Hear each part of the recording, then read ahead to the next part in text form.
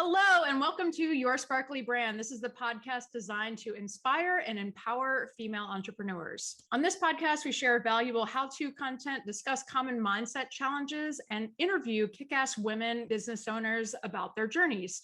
In a world that tries to pit females together, Your Sparkly Brand is celebrating successful women and nurturing the next generation so that we can lift each other up. I'm Megan Gersh, here with my co-host, Lauren Tassi. Hi, Lauren. Hello, how's it going? Good, how are you? I'm great. On today's episode, we're talking all about branding. It's in the name of our podcast. It's what we both do for a living. And we just feel like this is the great second episode and a way to sort of make sure we're all on the same page when we know what we're talking about when we say the word branding. So this is your crash course. This is Branding 101. From our perspective, branding is kind of a little bit of a subjective thing. So this is what we think about branding. I guess we'll get into it. Let's do it. So Meg, what is branding? Tell me what branding means to you. And then maybe if it's different, I'll jump in and give my own thoughts. Yeah, definitely. So branding to me is really the feeling or emotion that the audience has toward a business. I think that there's a really big misconception that when you say quote unquote branding to someone, their mind might automatically go to, oh, this is just a logo. Couldn't be farther from the truth. Branding consists of many, many different components, all kind of compiled together. And ultimately, it's going to be how the customer feels about the brand itself. Yeah, one of the things, I definitely didn't come up with this, but I've heard and read this somewhere, is your brand is what people say or think about you when you're not in the room. Yes. And it's really about more of that like overall feeling and perspective. It's that sort of awareness part of marketing, not the direct response part of marketing. Yeah, I love that quote so much. I absolutely agree with that. So let's talk a little bit about your brand identity. The brand identity is basically a suite of visual components that the business puts together and consistently uses across their channels in order to communicate their message. This could include their logo, the logo usage, their different font systems, any textures, patterns, photography, iconography, the mission statement, the core values of the company, as well as social media guidelines. So since Meg really has the visual background and the visual expertise, she's great at the copy stuff too, but we're going to she'll be our like visual side of branding and I'll be a little bit more the messaging copy side of branding. And I think what I see a lot, especially I think people that come to me and that are, ready to work with a copywriter and get their brand voice set up, they already have the visual side. Like that seems to be the first step in branding when companies are just sort of getting going, as they go, well, we need a logo, we need, colors, we need all of this. And then sort of the second phase of it is the brand voice. And that's something I specialize in, is helping companies develop a bold brand voice. And to me, there's three elements to a brand voice. The first one is your word choice. So it's the difference between starting your emails with, hey babe, and hello there. It's just, what words does your company choose? And that's sort of, you make those decisions based on who your customers are, who your brand archetype, and sort of how you want to position your brand. Is your brand the guru, or is she the best friend? It's looking at that, and that helps to inform these other choices down the road. So after word choice, the next big thing is tone. And again, that's very much a part of a brand archetype. Like, are you always positive? Are you always a cheerleader? Are you, you want to leave your customers feeling like inspired after they read an Instagram post? Or is it, a different, a totally different tone where it's just like, we're very minimal. We're very, we don't use unnecessary words and that kind of thing. And then cadence is another one. Are we using, short, choppy sentences? Are we using, these like long, poetic phrases? And every brand is going to have a different combination of those three elements in their brand voice. Yeah, I think you bring up a really good point too, because there are certain brands that I follow that will speak in slang or have certain words that they use in their vocabulary. So they use those kinds of terms just to speak to that ideal customer in their language. All right. So we've sort of covered what branding is. Now, why is it important? There are so many different benefits to having a great branding strategy. And most importantly, it helps you to attract your ideal customers, as well as repel the people that you kind of don't want in your circle. Yeah, I feel like I mean, I'm sure you get this with your clients too, but my clients are always so hesitant whenever I talk about polarization or repelling, just because it's hard to, when you're the business owner, to be like, well, no, I want everyone to buy my stuff, but pretty much there's no way your stuff is for everyone. And so the way to get the people that are meant to be your customers, the people that are going to sing your praises and talk about you everywhere you go, you have to pull them in and then repel the people that aren't right, that aren't going to be happy, that are going to want refunds or, just not appreciate what you do. So I'm sure that's something you deal with too, like just trying that we have to have a balance here and not try and be everything for everyone. Absolutely. Yeah. And there's that quote that goes something like, if you try to speak to everyone, you'll wind up speaking to no one. And it couldn't be more true. I think additionally, when you have a strong branding strategy, it helps to build trust with your audience. So basically, this sends a visual message to your audience when they keep seeing you show up in this time and time again with the same visual identity, with the same tone and messaging, that you're serious as a business, that you are immersed in your niche and what you're talking about. You are a credible source. Yeah, trust is such a big one, especially, if you're like selling products and you're using Facebook ads or something, and you're trying to send cold traffic and cold leads to a page to buy. If all of a sudden they hit that page and there's something that feels off, right? Like it could just be like the wrong colors, or like something looks weird, and like those they have those like badges for like payment security. Sometimes those look weird, and that's like the first thing that's going to make people go, no way, I'm not giving you my credit card. Trust is so important, and people, I think, kind of forget about that along the way. Yeah, it's funny that you mentioned that, because I was actually reading this article yesterday that mentioned a study where they basically found that in 0.05 seconds, someone basically will make a snap judgment about your website. So that's how much time you have to make a good impression. So is that person going to stay on the website, or are they going to bounce? That's 0.05 seconds, which is like crazy. That's half of a half second. Yeah. So good luck. But yeah, exactly.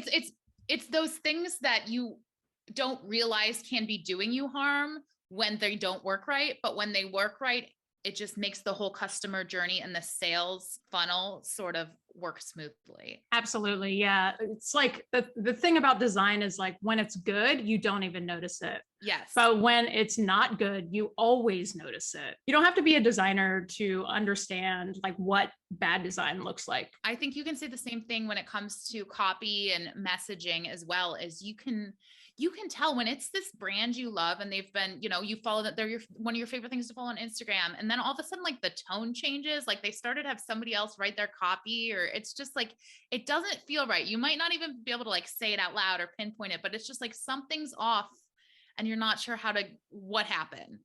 Branding also really helps businesses to establish perceived value with their audience. So I always like to give the example of, think about how you perceive Tesla as a brand versus Toyota. There's probably a brand of those two that sticks out to you as kind of the more upscale of the two. Additionally, branding really helps businesses to create brand recognition. So when you start to see the same company show up with the same colors, the same fonts over and over in your feed, you start to recognize that brand. Obviously, there might be a color that comes to mind when you think of Coca-Cola. What is it? It's red, right? Like that's because over the years, they've built up their brand recognition around that core color. Yeah, the color thing I was already thinking about. Veuve Clicquot. I went to the last time I was traveling and I was in Paris. We went to the vineyard and like the champagne house where they make Veuve Clicquot, and that shade of orange is just everywhere. And they do it so beautifully. Like it's on the uplighting that goes up the wall. And I don't know if you can patent a color or whatever you can do, but that they own that color. Like that is Veuve Clicquot orange. And just to now I'll see it and I'll be like, oh, that's their color, So if you can own a color, then you're doing it right. Yeah. Yeah. Several brands actually own their colors, which is like very kind of awesome to me as a designer, just because it's like, whoa, like no one else in the industry can use that color like ever on anything. So then we understand what branding is. We know why it's important. how do we do it? Right. That's the, sounds great. How do we do it? So you definitely have a couple options when it comes to getting your branding in place. Obviously, there's always the cheapest option of doing it yourself. With this may come several challenges. Obviously, you'll want to do a bit of research around your competitors, as well as kind of do a deep dive into what it means to be your brand. Like, what is your business? What do you stand for? All of those kinds of internal questions that you need to ask yourself. Yeah, I think one other thing to think about if you're going the DIY route is to not forget that like you are not your customer. Sometimes you might be close to being your customer, but you in fact are not the customer. So if all pink everything isn't going to work for your customers, but you love pink and like everything has to be pink, you might want to rethink that and just really try and get into the mind of your customer before you sit down and start, really like laying out your brand. Absolutely. Yeah, that's one of the things that I say a lot to my clients too, is like you have to really take a step back and remove yourself from your quote unquote like favorites, just because your favorite things might not resonate with your customers. So, and then obviously the next step, if you don't want to do it yourself, or maybe you've tried and you've, read a million blog posts and spent hours on YouTube and you're just still feeling lost, there's so many people out there that love to do this kind of thing and would love to help you. Meg and I are two of those people. Shameless plug there. Yeah. By the way, this is what we do. And the other thing is just having an outsider's perspective can be so helpful with this. Even if you can't, hire somebody to help you, just get a friend and talk it out and just have somebody who's way more objective and an outsider in your business than you are, because once you start to sort of get that new perspective, you see things totally differently. I won't speak to your process, Meg, but for my process, if you come to me and you go, Lauren, we love our color palettes, we love our logo, we love everything in the visual side of our brand, but we need help with our brand voice and our copy. What I'll do is we'll obviously go through a deep dive strategy call. We'll talk about like what works, what doesn't work, talk about your client, your ideal clients, your ideal customers. And then I'll put together a brand voice style guide for you, which is basically an entire document that you or anyone on your team at any point can refer to help you write copy and content for your business. It actually, beyond just helping you stay consistent, helping you match your brand voice, it actually makes writing easier because you have this list of words that you can go to and maybe go, okay, let me start my blog post with this, or let me look at this idea and write something on Instagram about this, because it's this resource you can turn to, and you'll have that forever. So whether or not I help you with your website, I help you with stuff down the road, a brand voice style guide is definitely something that can be useful for any business once the number one person is no longer the only one writing. So once you go on to having a team of 2 members, I really highly suggest a brand voice guide if other people are doing the writing. Absolutely. And yeah, on the visual side of that, I always put together brand style guides for my clients for a few different reasons. Just because, number one, this is super helpful for any brand to have kind of in general. It's basically going to be the brand Bible that you refer to anytime you make any kind of visual asset for the company. So I'm talking about banners, printed materials, digital assets, social media content, any kind of email banners, everything digital, as well as everything printed as well. And number two, if new team members come onto your team, this is a super helpful asset to be able to give to them. Or if you're outsourcing, this can be helpful as well, just to be able to give them this brand guide so that they have a full picture of the company's brand fonts, all of the styles, the colors, how photography is used in coordination with text, any social media guidelines that you have in place, etc. Yeah, it's just a tool that's going to help make your entire process easier. And the more you can grow, the easier it will be to bring on more people to help you out. For sure. And so we've got this great style guide. We've got everything in place. How are we going to use it? So from the digital side, you're definitely going to want to put it on all of your digital assets, including your social media, your website, as well as any digital ads that you might be running from the company. Yeah. I mean, the short answer is everywhere. Right?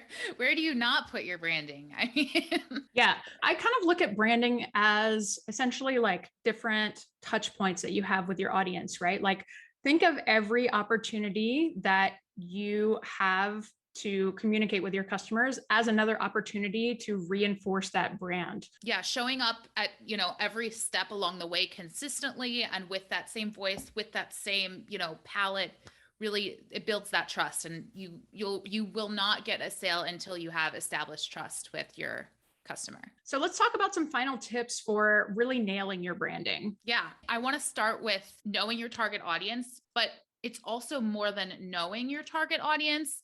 It's actually doing some research, and not assuming things about your target audience. I see that sometimes where people go, well, I think they'd like this.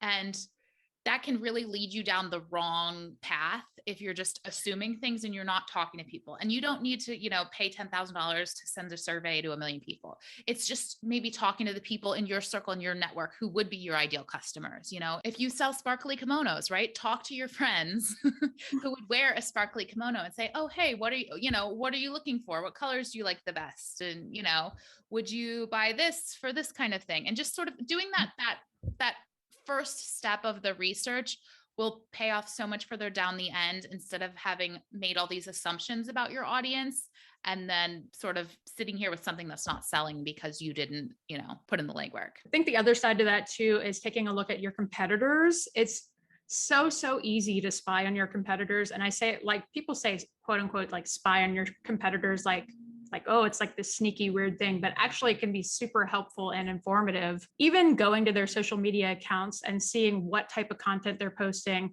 how are they showing up for their audience, how are they speaking to their audience, like what colors are they using, all of those components. Try to take note of those things and do this with a few different of your competitors to see if you can find any similarities. The other big thing that I wanted to note is that consistency in branding is super key. One thing that I suggest to all of my clients is to get templates in place, especially for the visual assets, because when you have templates in place for content creation, it's going to make your process so much easier and faster. And on top of that, you're going to have that consistent look over and over when you show up with your posts. So what kind of template? Are you talking just like social media specifically? Are there templates you can use outside of that? Absolutely, yeah. So social media templates, email templates, even like format type things. Like, let's say, so I do a lot of content creation on TikTok, and there are a lot of creators on there that have the same format for their videos in every single video. So establishing what that format is going to be, and you say like, okay, like here's shot one, this is what we're going to do.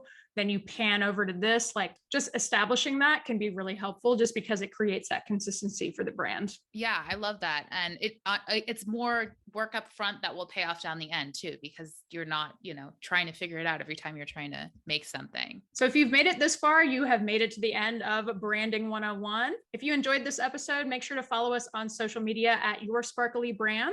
And if you have a sparkly brand, or you have any suggestions for female entrepreneurs who are slaying it and want to be on our podcast, send us an email at hello@yoursparklybrand.com. And until next time, stay sparkly. Bye.